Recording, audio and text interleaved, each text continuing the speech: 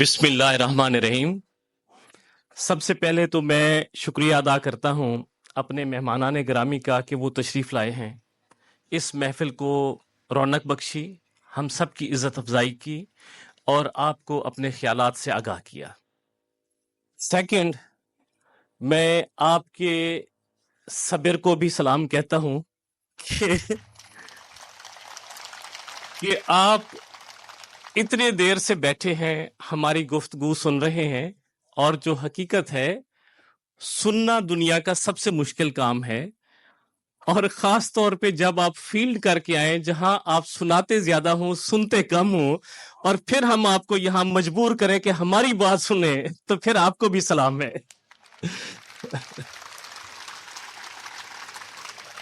यहाँ इतना सुनने के बाद मैं अपनी बात बहुत मुख्तसर रखूंगा, चाहे इसके लिए जितना वक्त भी लग जाए। लेकिन अपनी बात शुरू करने से पहले मैं आपको एक खुशखबरी भी दूंगा कि आपके इस सब्र को देखते हुए मैं पूरा हफ्ता नेक्स्ट वीक, आज आप छुट्टी पे चलेंगे, नेक्स्ट वीक पूरा छुट्टी पे रहेंगे।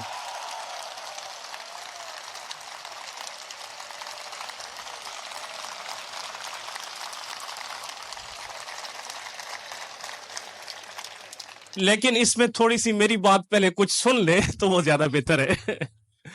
अच्छा, ये जनाब वो जरा वीडियो चलाइए।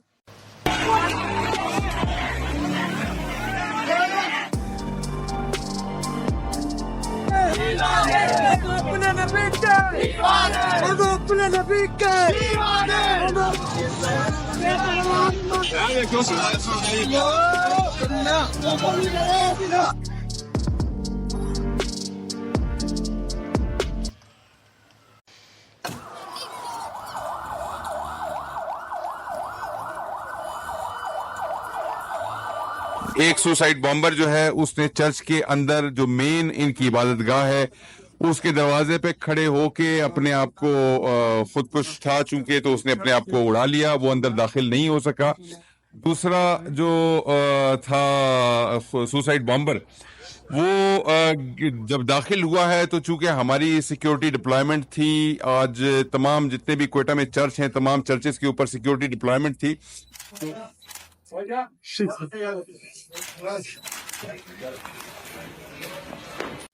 आप सारे पुलिस ऑफिसर हैं, फील्ड में कुछ ऑफिसर काम कर चुके हैं, कुछ बाद में जाएंगे, तो आपने ऐसे मनाजिर अपनी जिंदगी में कई दफा देखे होंगे।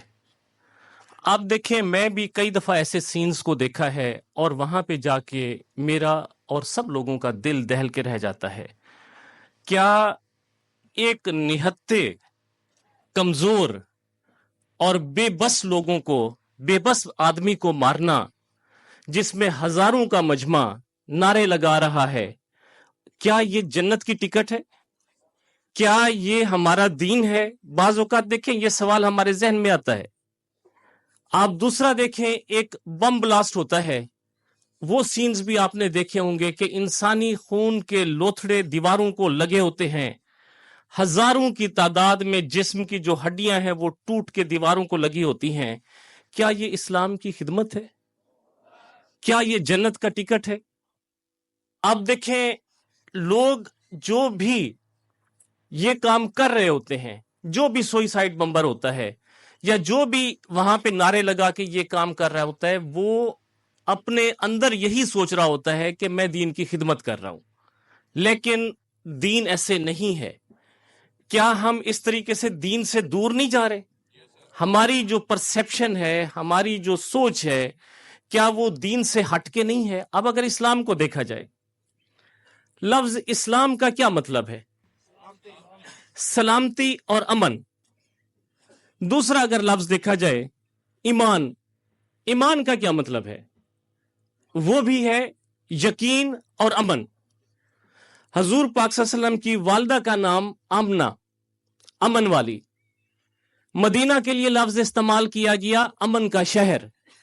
हजूर पाक सल्लल्लाहु अलैहि वसल्लम की जो दही थी उनका नाम हलीमा सादिया, बुर्दबार। आपके खानदान का नाम हाशिम, जो खाना खिलाने वाले। تو کیا یہ سارے نام اللہ تعالیٰ نے حضور پاک صلی اللہ علیہ وسلم کے ساتھ جوڑے ہیں؟ یہ محض اتفاق نہیں ہے، یہ ایک میسج ہے کہ جو دین نبی لے کے آ رہے ہیں وہ دین امن کا دین ہے۔ آپ دیکھیں قرآن پاک کو آپ شروع کریں، جو پہلی سورت ہے اس کا کیا نام ہے؟ سورۃ الفاتحہ۔ سورۃ الفاتحہ کا کیا مطلب ہے؟ کھولنے والی چابی، جس سے دین کھلتا ہے۔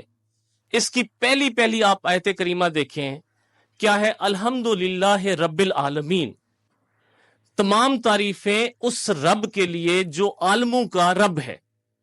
رب سے کیا مراد ہے؟ زندگی دینے والا، پالنے والا، رزق فراہم کرنے والا، یہ رب کی صفات ہیں۔ اور کیا کہا گیا ہے؟ رب العالمین، جو عالم پہلے گزرے ہیں ان کا بھی رب ہے، جو اب کا عالم ہے اس کا بھی رب ہے، اس عالم میں بسنے والی تمام چیزوں کا رب ہے، چاہے وہ زندہ ہیں چاہے وہ غیر زندہ ہیں، ان سب کا رب ہے، وہ اس کے حکم پہ چل رہی ہیں۔ اس میں تمام جانور، تمام چرند، تمام جو پرندے ہیں، تمام انسان، سب کا پالنے والا، سب کا حفاظت کرنے والا رب ہے۔ اور اس میں کہاں ہے کہ وہ صرف رب المسلمین ہے، وہ رب العالمین ہے؟ تو کیا رب العالمین، کیا غیر مسلموں کا بھی تو رب وہی ہے؟ عالم میں وہ بھی تو شامل ہے۔ اور دوسری طرف دیکھیں، حضور پاک صلی اللہ علیہ وسلم کے لیے کیا لفظ استعمال کیا گیا ہے؟ رحمت للعالمین، کہ تمام عالموں کے لیے رحمت، چاہے وہ پہلے گزرے ہیں چاہے وہ اب ہیں، اور اس عالم کے اندر جو افراد رہ رہے ہیں سب کے لیے رحمت کا سبب۔ تو ایک ایسا دین جس کا رب العالمین ہو اور جس کا نبی رحمت للعالمین ہو، کیا وہ وائلنس کی اجازت دے سکتا ہے؟ کبھی بھی نہیں۔ اور آپ ایک چیز دیکھیں، رب العالمین کے طور پہ آپ دیکھیں کہ وہ کیسے کیسے رزق عطا کرتا ہے، کیسے کیسے خیال رکھتا ہے، کیسے کیسے حفاظت فرماتا ہے۔ آپ دیکھیں زمین پہ ہم چلنے والوں انسانوں کو رزق فراہم کرتا ہے، جنگلوں میں جانوروں کو رزق فراہم کرتا ہے، سمندر کے اندر رہنے والی مخلوق کو رزق دیتا ہے۔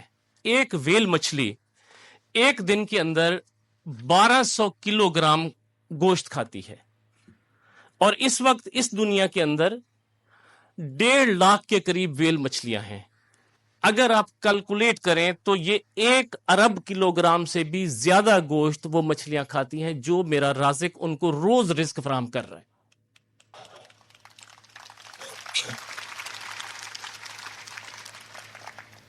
جو مچھلیاں مر کے سمندر کی تہ میں گر جاتی ہیں، آپ دیکھیں اگر وہ وہاں پہ اگر ان کو ڈی کمپوز نہ کیا ہو جائے، اس کا ڈی کمپوزیشن کا پروسیس نہ ہو، تو وہ سمندر میں تعفن کا باعث بنے گا، سمندر میں بدبو مچ جائے گی۔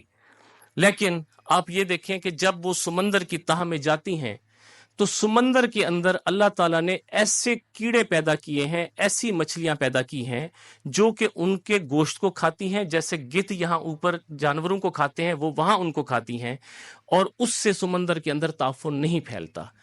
اور آپ ایک چیز دیکھیں، سمندر کی گہرائی کتنا ہے؟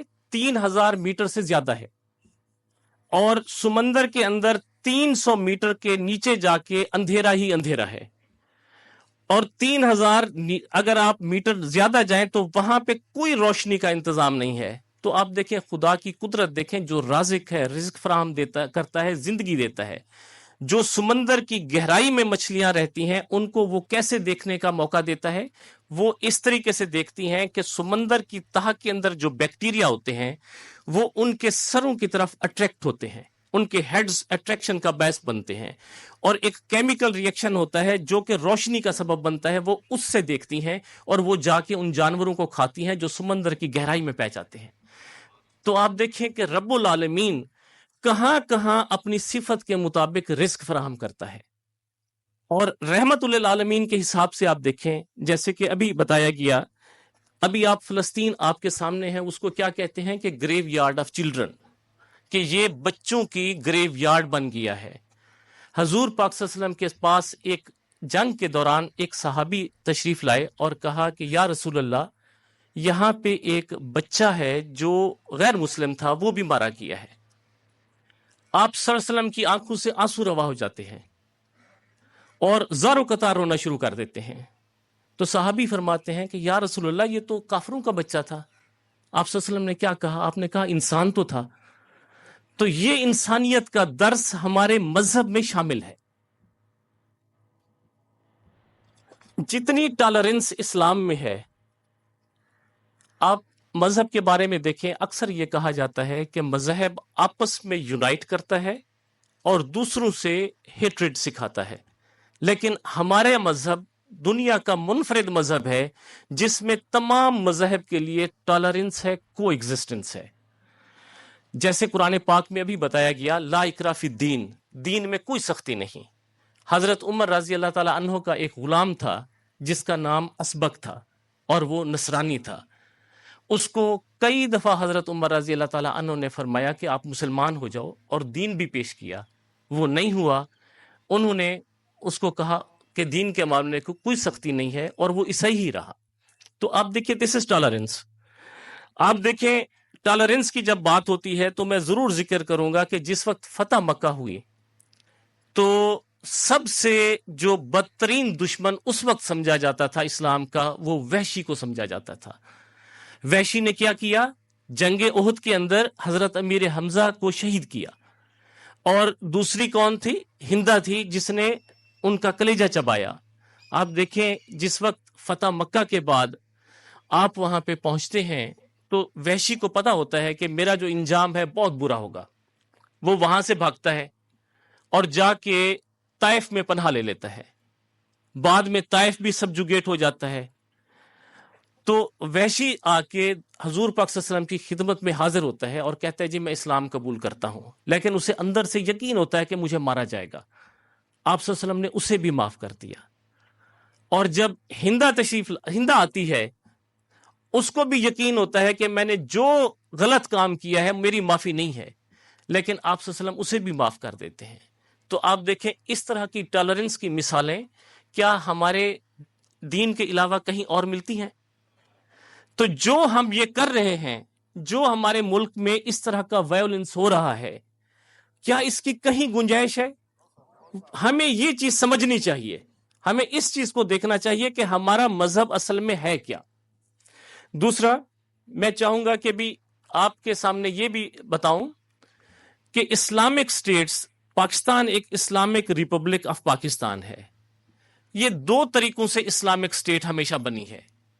ایک کنکر کے ذریعے کہ ہم نے جا کے دوسرے ملک کو فتح کیا، دوسرا معاہدے کے ذریعے، ایگریمنٹ کے ذریعے، جیسے ابھی سر نے بات کی نجران کے معاہدے کی. تو جو فتح کے ذریعے سٹیٹ بنے اس میں غیر مسلموں کا جو رول ہوتا ہے وہ ضمی کا ہوتا ہے، وہ آپ کو پتا ہے، اس کے بھی حقوق ہیں. لیکن جو ایگریمنٹ کے تحت سٹیٹ وجود میں آتی ہے اس میں مسلمانوں پہ لازم ہے کہ اس معاہدے کی پاسداری کریں، اس معاہدے کی ہر صورت جو ہے وہ کمپلینس کریں جو معاہدہ ہم نے غیر مسلموں سے کیا ہے. پاکستان سٹیٹ جب بنی تھی تو اس کا کانسٹیٹیوشن، اس کی آئین ساز اسمبلی میں کی گئی تقاریر، وہ خد و خال پیش کرتی ہیں سٹیٹس کی کہ جو ہمارے سٹیٹ کے بیسک پرنسپلز ہونے چاہیے. اور اس میں ہمارے اوپر لازم ہے کہ ہم اس ایگریمنٹ کی پابندی کریں. جس وقت قائد اعظم محمد علی جناح نے آئین ساز اسمبلی سے تقریر کی تو اس کے ورڈ ہیں، you may belong to different religion but all religions are equal before state. اب دیکھیں کنسپٹ ایکویلٹی کا دیا جا رہا ہے کہ تمام مذہب اسٹیٹ کے سامنے برابر ہیں. اس کے علاوہ ہمارا 1973 کا کانسٹیٹیوشن کہتا ہے کہ all citizens are equal before state, there should be no discrimination on the base of religion. تو یہ معاہدہ ایک ہے جو سوشل کنٹریکٹ جس کو ماڈرن لینگویج میں کہہ لیں، جس کے تحت اسلامک اسٹیٹ بنی ہے اور ہم اس معاہدے کے پابند ہیں. اور معاہدے کے بارے میں حضور پاک صلی اللہ علیہ وسلم کی احادیث کیا ہیں؟ اس میں بالکل واضح ہے کہ جس نے بھی معاہدہ ہونے کے بعد کسی غیر مسلم کا قتل کیا وہ جنت کی خوشبو تک بھی نہیں سونگھ سکے گا. اب جنت کی خوشبو کہاں تک جاتی ہے؟ اس کے بارے میں آپ صلی اللہ علیہ وسلم نے فرمایا ہے کہ 40 میل کی مسافت تک جنت کی خوشبو پہنچتی ہے۔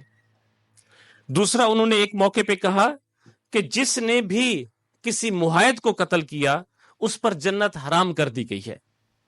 اور ایک اور فرمان ہے ان کا، آپ دیکھیے اس کو ضرور دیکھیں کہ وہ کتنی گہرائی رکھتا ہے۔ انہوں نے کہا کہ اگر کوئی کسی معاہد کو، کسی غیر مسلم معاہد کو قتل کرے گا تو قیامت والے دن اس مقتول کا وکیل میں خود ہوں گا۔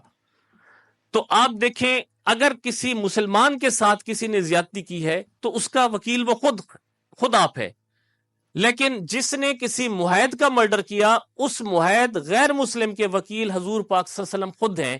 تو مجھے بتائیے کہیں کسی کی بچت ممکن ہے؟ تو یہ جو کچھ ہم غلط کر رہے ہیں یہ بالکل اسلامک پرنسپلز کے خلاف ہے۔ اور آج کی پوری بات کا جو لب لباب ہے وہ یہی ہے کہ اللہ تعالیٰ رب العالمین ہیں اور حضور پاک صلی اللہ علیہ وسلم رحمت للعالمین ہیں۔ اسلام محبت، اخوت اور بھائی چارے کا درس دیتا ہے۔ اسلام برداشت کا درس دیتا ہے۔ اسلام دیگر مذاہب سے کو ایگزسٹنس کا درس دیتا ہے۔ اسلام ہر قسم کی وائلنس کی مخالفت کرتا ہے۔ آخر میں یہی دعا کروں گا کہ اللہ تعالی ہم سب کی رہنمائی کرے اور ہمیں ہدایت پر رکھے۔ بہت شکریہ۔